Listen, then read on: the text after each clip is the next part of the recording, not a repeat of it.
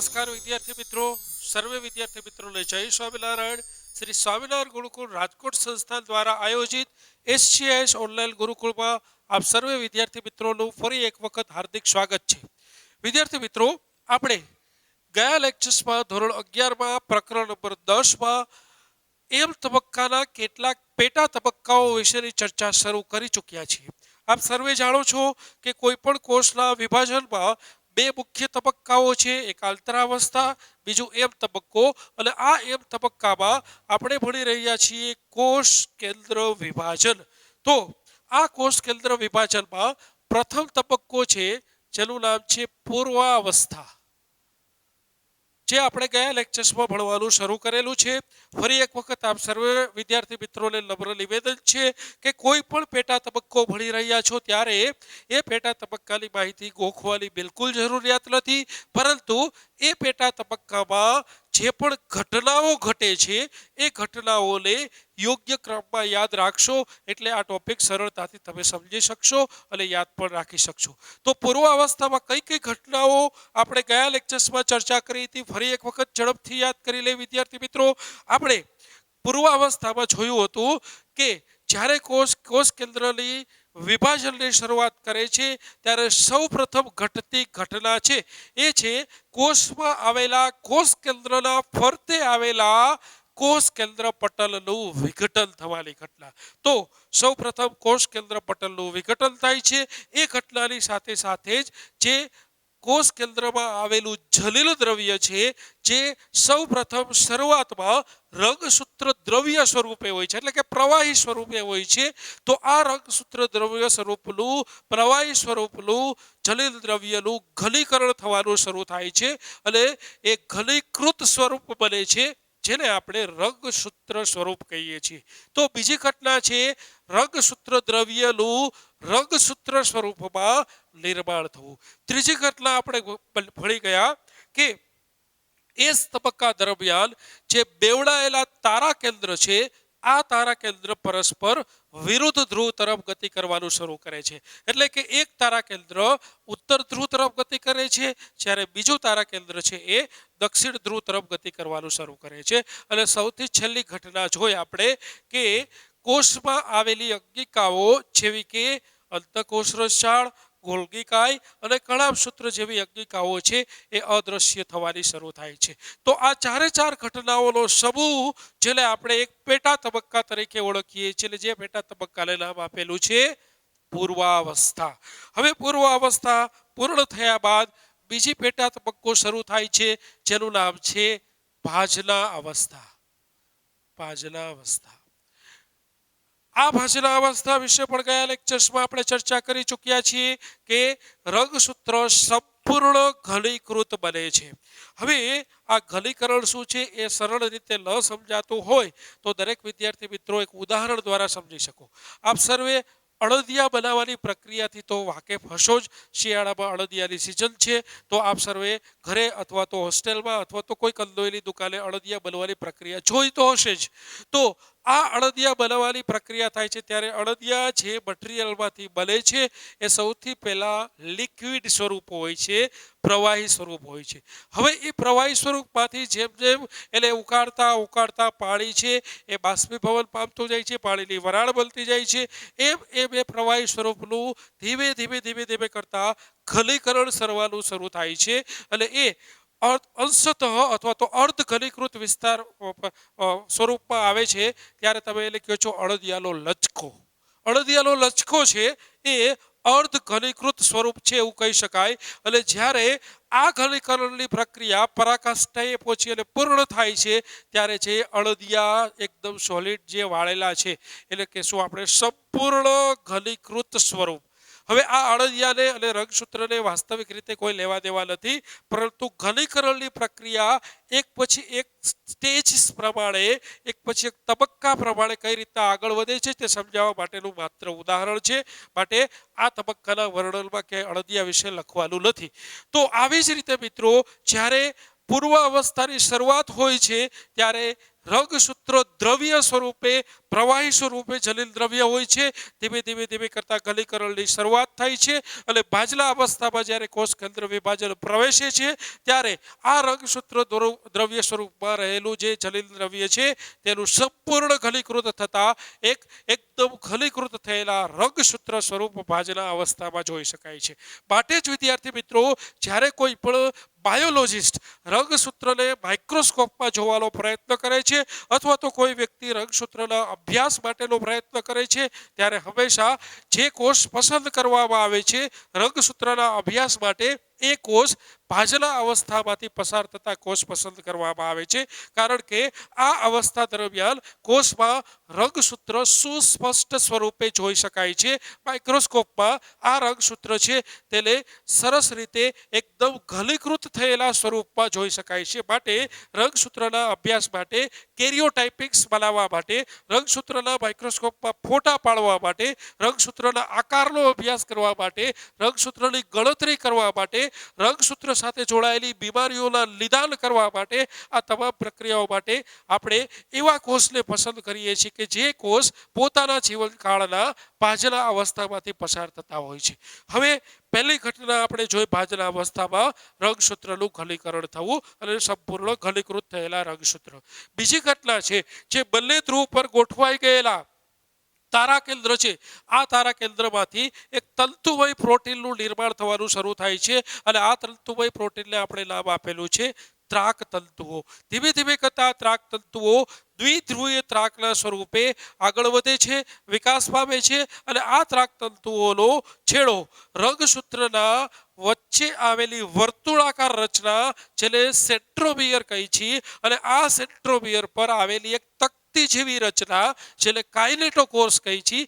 આ કાઇનેટોકોર્સ ત્રાક તંતુઓના જોડાણ સ્થાન તરીકે વર્તે છે. તો જ્યારે ત્રાક તંતુઓ વિકાસ પામતા પામતા આગળ વધે છે અને જ્યારે એ રગસૂત્ર સુધી પહોંચે છે ત્યારે એ રગસૂત્રમાં આવેલી કાઇનેટોકોર્સ જેવી તકતી જેવી રચના પર જોડાણ પામે છે અને એક રગસૂત્રની એક જોડમાં આવેલી કાઇનેટોકોર્સ દ્વિધ્રુવીય ત્રાક સાથે જોડાણ પામે છે. હવે જ્યારે રગસૂત્રનું જોડાણ ત્રાક તંતુઓ સાથે થઈ જાય છે ત્યારે એ ત્રાક તંતુઓની ગતિ રગસૂત્રની સ્થાનને નક્કી કરે છે. પરિણામે એ ત્રાક તંતુઓ બધા જ રગસૂત્રને એક જ હરોળમાં વિષુવવૃત્તીય તલ ઉપર ગોઠવે છે.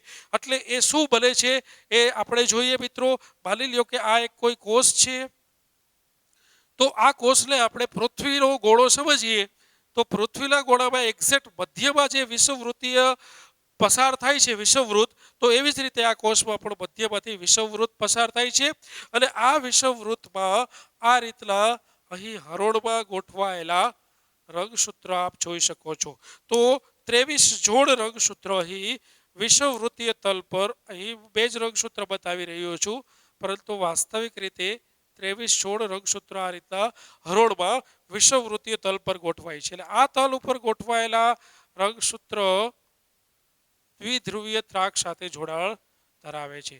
તો આ આપણે બતાવી દીધું દ્વિધ્રુવીય ત્રાક સાથેનું જોડાણ. અહીં બીજા ત્રાક તંતુઓ પણ હાજર જ હોય છે પરંતુ આપણે એને અહીં ઓછા બતાવીએ છીએ.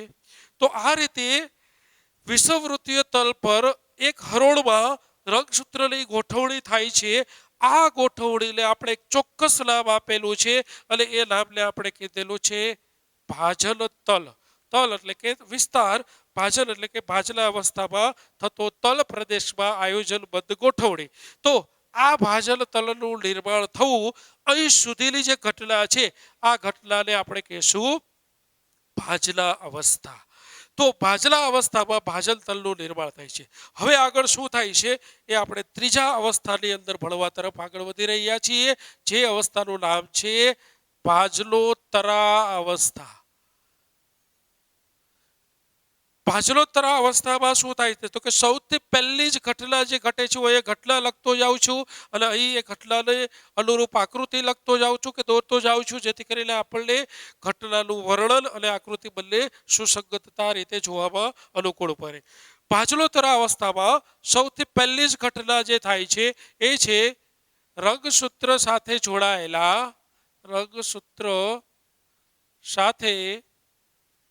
જોડાયેલા ત્રાક તંતુઓનું ત્રાક તંતુઓનું સંકોચન થવાનું શરૂ થાય છે. સંકોચન થવાનું શરૂ થાય છે. હવે જુઓ, અહીં પરિસ્થિતિ એવી છે કે આ બંને રંગસૂત્રોમાં એક વસ્તુ સામાન્ય રીતે જોઈ શકાય છે કે આ રંગસૂત્રના સેન્ટ્રોમિયરમાં આવેલી કાઇનેટોકોરની તકતીઓમાં એક તકતી દક્ષિણ ધ્રુવના ત્રાકતંતુ સાથે જોડાયેલી છે, જ્યારે બીજી તકતી છે એ ઉત્તર ધ્રુવના ત્રાકતંતુ સાથે જોડાયેલી છે.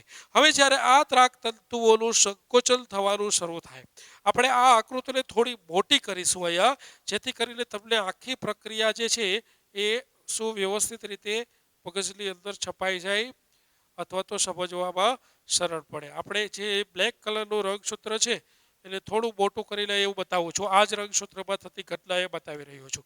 આ રંગસૂત્રમાં જે વચ્ચેનું વર્તુળ છે તેને આપણે કીધું સેન્ટ્રોમિયર. હવે આ સેન્ટ્રોમિયર પર અહીં એક તકતી જેવી રચના છે, અહીં બીજી તકતી જેવી રચના છે, અને આપણે નામ આપેલું છે કાઇનેટોકોર્સ. હવે આ કાઇનેટોકોર્સમાં આપ જોઈ શકો છો કે એક અહીંયા ત્રાકતંતુ જોડાયેલું છે, બીજું અહીંયા ત્રાકતંતુ જોડાયેલું છે. તો આ છે દક્ષિણ ધ્રુવ તરફનું ત્રાકતંતુ છે, આ છે એ ઉત્તર ધ્રુવ તરફનું ત્રાકતંતુ છે.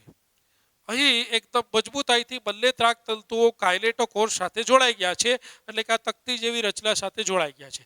હવે જ્યારે આ ત્રાકતંતુઓનું સંકોચન થવાનું શરૂ થાય ત્યારે સ્વાભાવિક છે કે આ રંગસૂત્રના સેન્ટ્રોમિયર ઉપર એક ચોક્કસ પ્રકારનું તાણ ઉત્પન્ન થશે.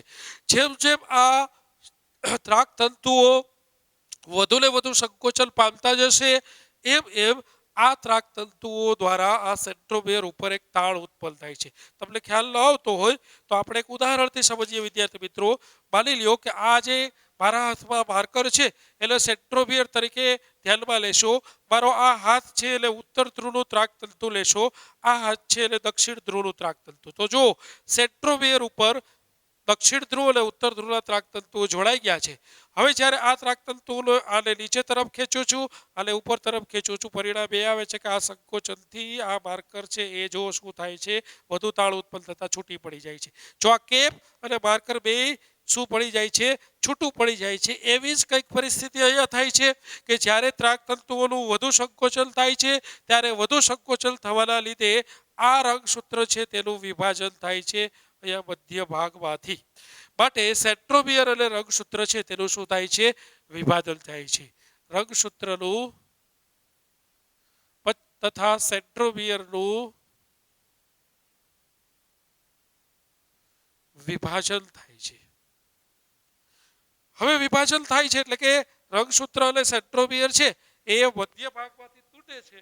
તો એ તૂટવાના લીધે શું પ્રક્રિયા થાય છે, તો એ તૂટવાના લીધે જે પ્રક્રિયા થાય છે એ એક ભાગ એટલે કે એક રંગસૂત્રિકા ઉપરની તરફ સરકે છે અને બીજી રંગસૂત્રિકા નીચેની તરફ સરકે છે. એટલે પરિણામ એ આવે છે કે આ ત્રાકતંતુ છે, અહીં આપ જોઈ શકો છો કે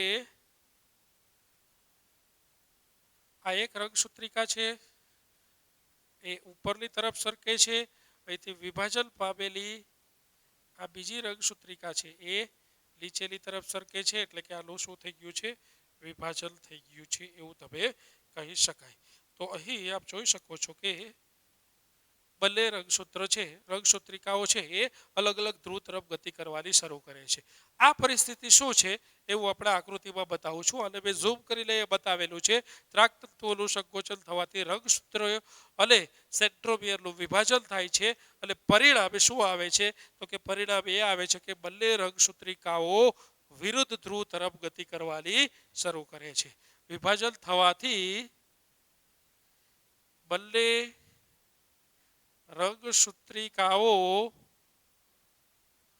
વિરુદ્ધ ધ્રુવ તરફ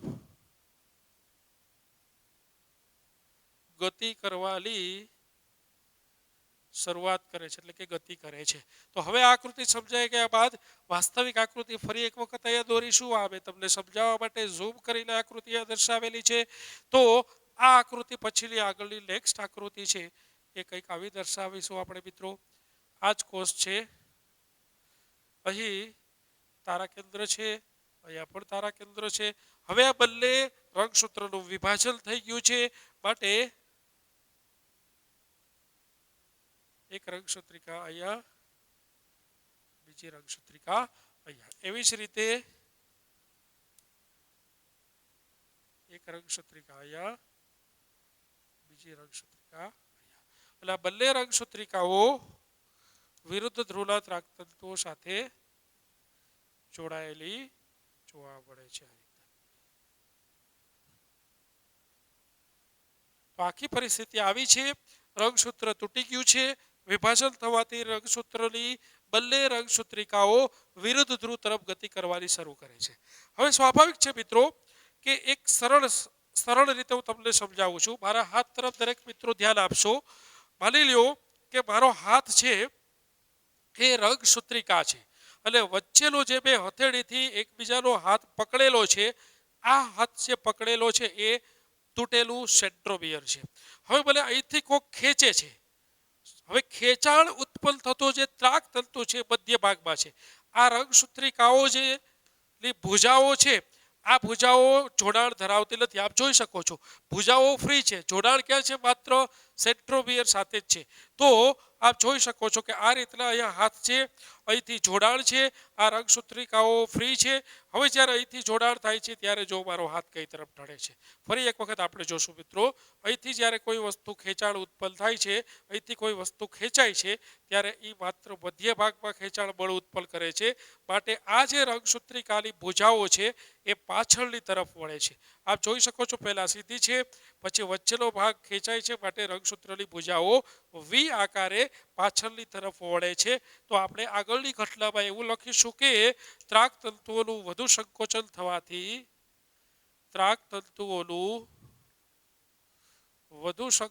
થવાથી રંગસૂત્રકાઓ અથવા તો રંગસૂત્રિકાની ભુજાઓ પાછળની તરફ સરકે છે. હવે જો આ જ આકૃતિ લે, બે જે લખેલું છે વર્ણનને અનુરૂપ હું દોરીશ તો તમને ખ્યાલ આવશે કે આ શું કહેવા માંગે છે. આ જ કોષ છે, અહીંયા તારા કેન્દ્ર છે. હવે જ્યારે આ ત્રાકતંતુ વધુ ને વધુ સંકોચન પામે ત્યારે ખેંચાણ બળ માત્ર મધ્ય ભાગમાં ઉત્પન્ન થાય છે. માટે આ રંગસૂત્રિકાની ભુજાઓ છે એ પાછળની તરફ સરકે છે. એ પાછળની તરફ સરકેલી ભુજાઓ લેવું આ રીતના બતાવીશ. જો અહીંયા પણ પાછળની તરફ એટલે ઉપરની તરફ આ રીતે વી આકાર જોવા મળશે તમને. અને અહીંયા પણ આ બ્લેક કલરના રંગસૂત્રિકાઓ છે એને પણ પાછળની તરફ ભુજાઓ સરકવાથી આપ આ રીતના તેનો આકાર સ્પષ્ટ રીતે વી આકાર જોઈ શકશો.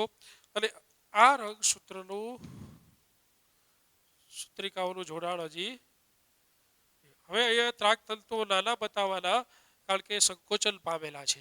તો અહીં જોઈ શકાય છે કે રંગસૂત્રિકાની ભુજાઓ છે એ પાછળની તરફ સરકે છે અને એ રંગસૂત્ર હતું એ મેટાસેન્ટ્રિક પ્રકારનું હતું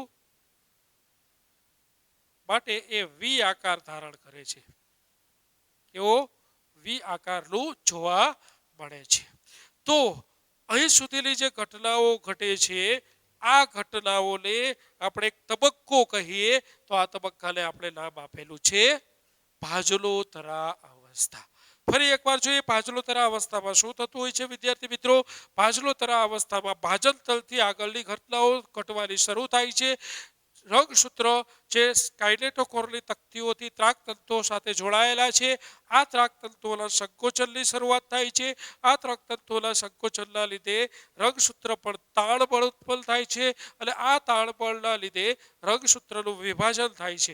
પરિણામે એક જ રંગસૂત્રની એક રંગસૂત્રિકા ઉત્તર ધ્રુવ તરફ ગતિ કરવાની શરૂ કરે છે વિભાજન પામી, અને બીજી રંગસૂત્રિકા છે એ દક્ષિણ ધ્રુવ તરફ વિભાજન પામીને ગતિ કરવાની શરૂ કરે છે. હવે આ રંગસૂત્રિકા જ્યારે ઉત્તર ધ્રુવ તરફ ગતિ કરે છે અને દક્ષિણ ધ્રુવ તરફ ગતિ કરે છે ત્યારે ખેંચાણ બળ માત્ર મધ્ય ભાગમાં ઉત્પન્ન થતું હોવાથી રંગસૂત્રિકાની ભુજાઓ છે એ પાછળની તરફ વળે છે, જે એક વી આકારનું સર્જન કરે છે. તો અહીં સુધીની જે પ્રક્રિયા થઈ તેને આપણે નામ આપેલું છે ભાજલોતરા અવસ્થા.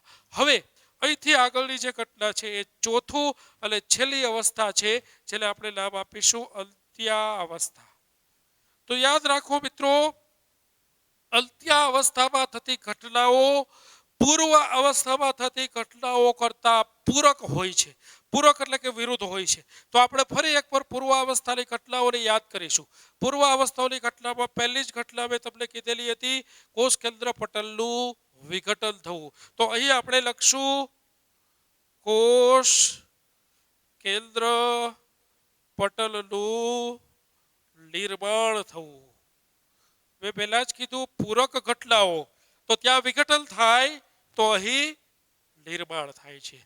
બીજી ઘટના જે અહીંયા ઘટે છે એ આપણે ત્યાં યાદ કરો શું થતું હતું, રંગસૂત્ર દ્રવ્યનું ઘનીકરણ થતું હતું. અહીં રંગસૂત્રનું વિઘનીકરણ થાય એટલે કે ડીકન્ડેન્સેશન થાય છે. એટલે કે રંગસૂત્રનું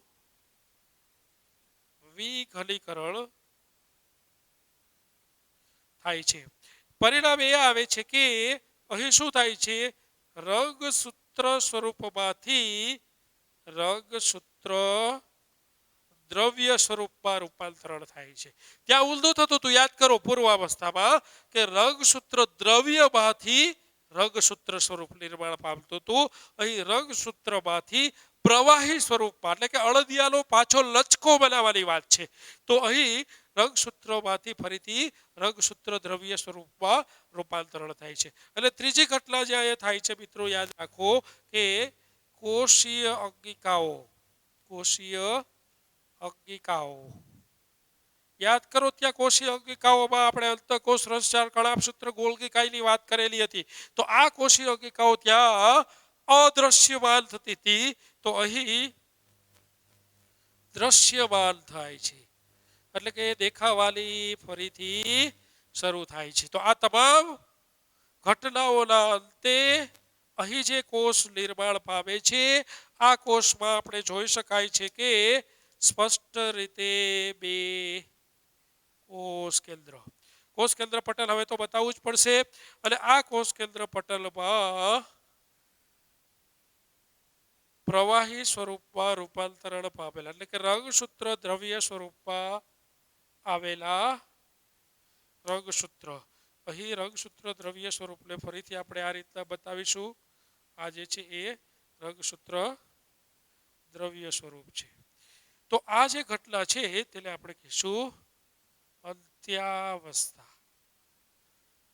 અંત્યાવસ્થાના અંતે આપ જોઈ શકો છો કે કોઈ પણ એક કોષમાં બે સ્પષ્ટ રીતે વિભાજન પામેલા કોષ કેન્દ્ર જોવા મળે છે. માટે ક્ષણિક હંગામી ધોરણે ટૂંકા સમય માટે એક કોષમાં એક કરતાં વધુ કોષ કેન્દ્ર દેખાઈ આવે છે. માટે આ અવસ્થામાં આપણે કોષને બહુ કોષ કેન્દ્રીય કોષ તરીકે ઓળખીએ છીએ.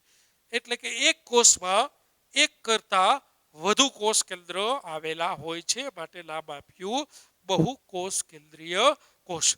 હવે મિત્રો, અહીંથી આગળની ઘટના છે એ વાસ્તવિક રીતે કોષ રસનું વિભાજન છે. પરંતુ કેટલાક કોષમાં એવું બને છે કે કોષ કેન્દ્ર વિભાજન થાય છે. હવે કોષ રાહ જોઈ રહ્યો છે કે આગળ કોષ રસ વિભાજનની શરૂઆત થાય, પરંતુ XYZ કોઈ પણ કારણોથી, અનિવાર્ય કારણોથી, પ્રતિકૂળ પરિસ્થિતિથી, કોઈ અવરોધકની હાજરીથી, કોઈ વધુ તાપમાનવાળી પરિસ્થિતિથી, કોઈ આપણને કોષને અનુકૂળ ના હોય એવી પરિસ્થિતિમાં કોષ કેન્દ્ર વિભાજન થઈ ગયા બાદ કોષ રસનું વિભાજન ચાલુ થઈ શકતું નથી. તો આ પરિસ્થિતિમાં કોષ ફરીથી આ કોષ કેન્દ્રનું વિભાજન કરશે અને 2 માંથી 4 કોષનું નિર્માણ કરશે. તો એક જ કોષમાં કોષ કેન્દ્રની સંખ્યા વધવા બનશે.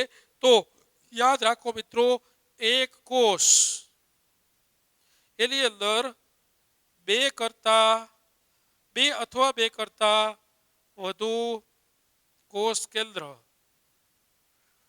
2 અથવા 2 કરતા વધુ કોષ કેન્દ્ર, આવી પરિસ્થિતિ જે આવે છે તેને કહેવાય બહુ કોષ કેન્દ્રીય કોષ.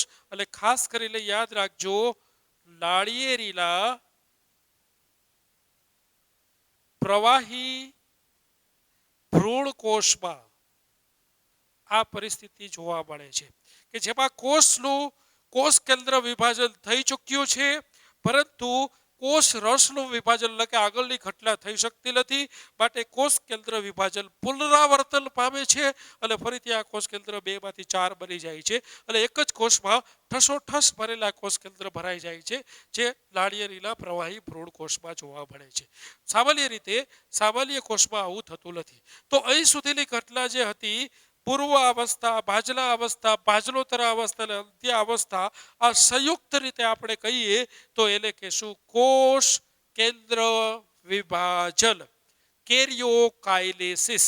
હવે એમ તબક્કાનો જ બીજો ભાગ એટલે કે કોષ રસ વિભાજન, જે આપણે આવતા લેક્ચર્સથી ભણવાનું શરૂ કરીશું. તો અહીં આપણે 4 અવસ્થાઓ એકદમ ઊંડાણપૂર્વક એક એક ઘટનાને બારીકાઈથી ભણી અને પૂર્ણ કરી છે.